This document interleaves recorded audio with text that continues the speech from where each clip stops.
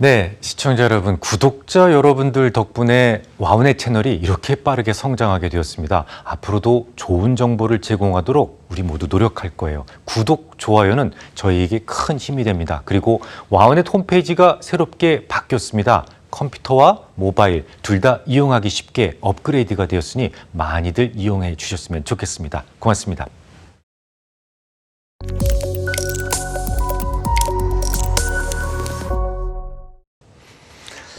네, 작년에 저점을 기가 막히게 찾아주는 방법을 공부를 하셨고요.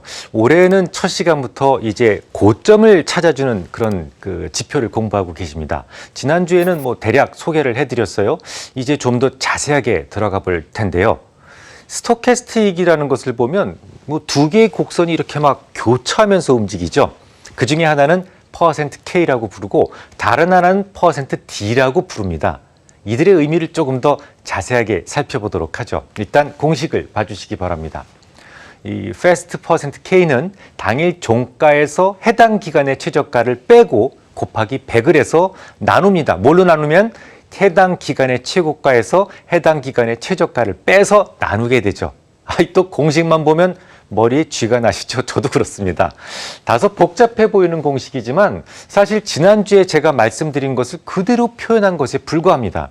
분모를 좀 먼저 보십시오. 최고가에서 최저가를 뺀 거잖아요. 그러니까 며칠이진 모르지만 전체 N일 동안의 최고가에서 N일 동안의 최저가를 뺐다면 그냥 변동폭이잖아요. 그죠? 전체 변동폭. 그리고 분자를 한번 봐주시기 바랍니다.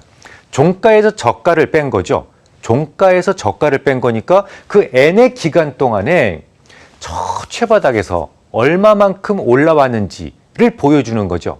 그러니까 분모는 전체 변동폭이 되는 거고 분자는 뭐예요?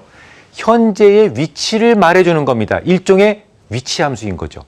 결론적으로 %K라고 하는 것은 오늘 형성된 종가가 전체 어떤 N일간의 변동폭 중에서 몇 % 수준 위치에 와 있는지를 보여주는 겁니다.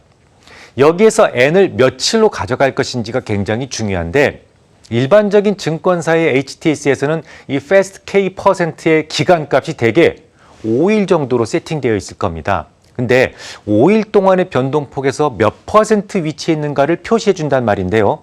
이게 너무 빠르죠. 그래서 너무 빠른 신호를 주기 때문에 적절하지 않습니다.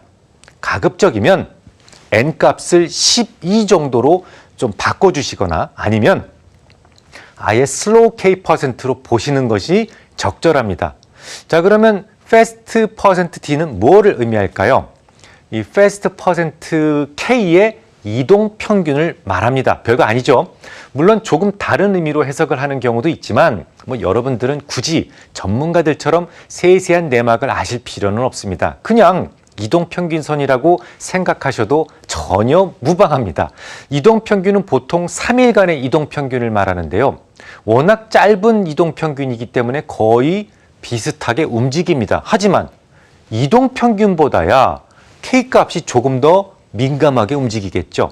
자, 여기까지 하시고 스토캐스틱에 대한 잘못된 이해를 하나 정리하고 가겠습니다. 다시 말씀드리지만 우리나라는 잘못된 입시제도 때문에 거의 전 국민들이 공식처럼 딸딸딸딸 외우는 방식을 너무 좋아합니다.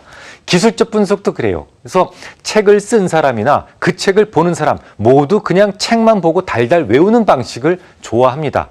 예를 들어 볼까요? 대부분의 투자자들은 스토캐스틱의 %K 값이 20보다 아래를 과매도라고 하고 80보다 이상을 과매수 구간이라고 알고 있습니다. 아마 여러분들도 기술적 분석체를 한두 권은 보셨을 텐데 바로 이렇게 알고 계실 거예요. 근데 %K 값이 20보다 아래에 있을 경우에는 과매도 되었으니까 매수해야 된다라고 외우셨을 것이고 80보다 높을 경우에는 과매수 되었으니까 당연히 매도해야 된다라고 배우셨을 겁니다. 근데 정말 그럴까요? 우리 차분하게 한번 생각을 한번 해보죠. 원리를 알면 이해가 쉽습니다.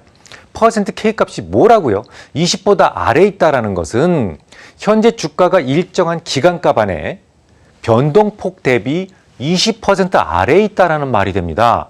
이건 아직 하락의 에너지가 아주 왕성하다는 것을 의미하죠. 그러니까 20% 미만에 있으니까 과매도되었다?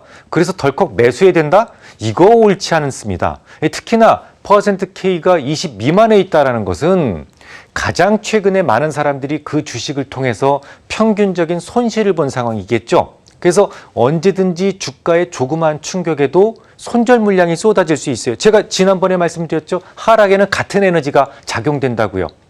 하락하기 시작하면 다 같은 방향으로 가게 돼 있어요. 실제로 20 미만으로 내려갔다가 반등 한번 제대로 주지 못하고 아예 바닥으로 찰싹 붙어버리는 경우가 오히려 더 많이 발견됩니다.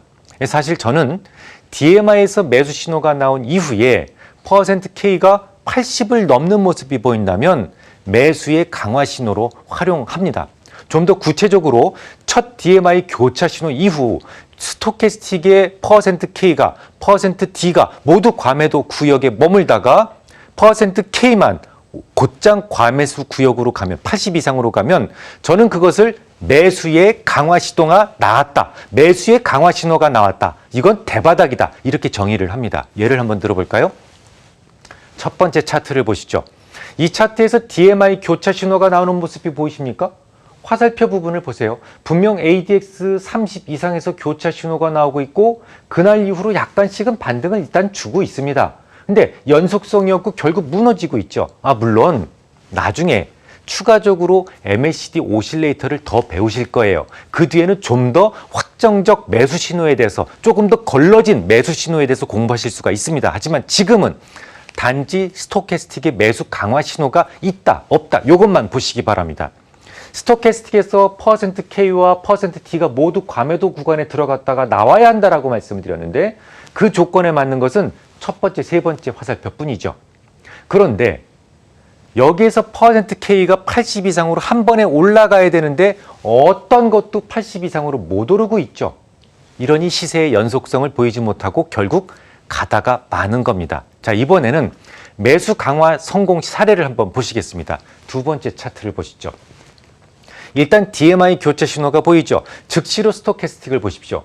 맨 아래 화살표를 보시면 퍼센트 K와 퍼센트 T가 모두 20 아래로 내려갔다가 강하게 80 이상으로 솟구치고 있죠. 이런 경우는 매수 강화 신호가 완성됐다라고 하고 보통 두 파동 이상의 상승세가 유지될 수 있는 이른바 대바닥에서 자주 관찰되는 모습입니다. 그러면 최근의 모습을 한번 볼까요? 이 차트는 지난주 화요일의 모습입니다. 레버리지 ETF의 모습인데요. 매수 신호가 나왔나요? 우리가 배웠던 붉은색 화살표 보시면 DMI에서 아주 강력한 매수 신호가 완성됐죠. 파란색 화살표를 보시기 바랍니다. 스토캐스틱이 퍼센트 K 값이 20을 찍고 강력하게 반등해서 80을 때리고 있죠. 물론 퍼센트 D 값이 20 아래로 내려가진 않았어요. 하지만 그런 유사한 모습만 가지고도 대바닥을 분명히 만들고 있습니다. 매우 강력한 바닥 신호가 완성되었었다. 얼마 전에 완성되었었다라는 것을 알 수가 있어요. 또한 퍼센트 K 값이 80 이상을 가리킨다고 해서 과매수로 생각하고 매도해서는 안 된다라는 것도 충분히 입증이 되고 있습니다. 다음 주에 뵙겠습니다.